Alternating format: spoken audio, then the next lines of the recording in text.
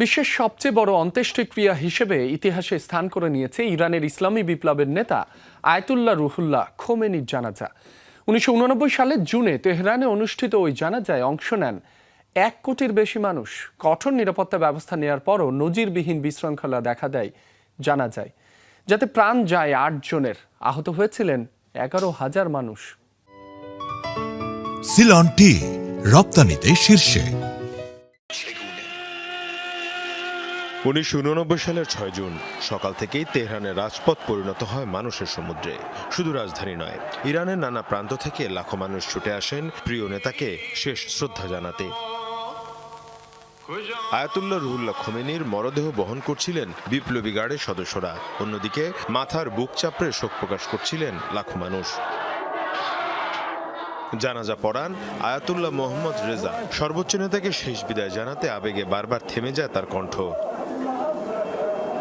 জানাজা শেষে কাঠের কফিনে মরদেহ তুলে বেহেশতে জাহরা কবরস্থানের উদ্দেশ্যে যাত্রা শুরু হয়, কিন্তু এরপরই ঘটে ইতিহাসের অন্যতম নাটকীয় ঘটনা। প্রিয় নেতাকে শেষবারের মতো ছুঁয়ে দেখতে লাখো মানুষ একযোগে ছুটে যায় খোমেনির কফিনের দিকে। ভিড়ের চাপে নিয়ন্ত্রণ হারিয়ে ফেলেন নিরাপত্তা কর্মীরা। এক পর্যায়ে কফিন থেকে ছিটকে পড়ে যায় ৮৬ বছর বয়সী খোমেনির সাদা কাফনে মোড়ানো মরদেহ।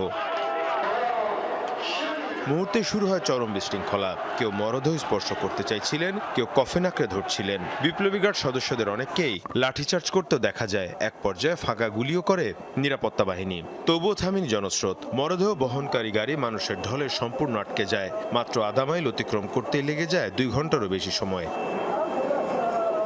সেদিন তেহরানের তাপমাত্রা ছিল প্রায় ৩৩ ডিগ্রি সেলসিয়াস। গরম আর অতিরিক্ত ভিড়ে অনেকে অজ্ঞান হয়ে পড়েন। ফায়ার সার্ভিসের কর্মীরা মানুষের উপর পানি ছিটিয়ে পরিস্থিতি সামাল দেওয়ার চেষ্টা করেন। বিশৃঙ্খলায় প্রাণ যায় ৮ জনের, প্রায় ১১,০০০ মানুষ আহত হন। পরিস্থিতি এতটাই নিয়ন্ত্রণের বাইরে চলে যায় যে সেদিনের দাফন অনুষ্ঠান স্থগিত করতে বাধ্য হয় কর্তৃপক্ষ।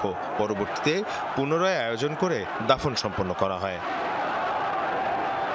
ইতিহাস বলছে সেই জানাজায় অংশ নিয়েছিলেন ১ কোটির বেশি মানুষ, অর্থাৎ সে সময় ইরানের মোট জনসংখ্যার ৬ ভাগের ১ ভাগ। এই রেকর্ড এখনও বিশ্বের বৃহত্তম অন্ত্যেষ্টিক্রিয়া হিসেবে গিনেস ওয়ার্ল্ড রেকর্ডসে স্বীকৃত।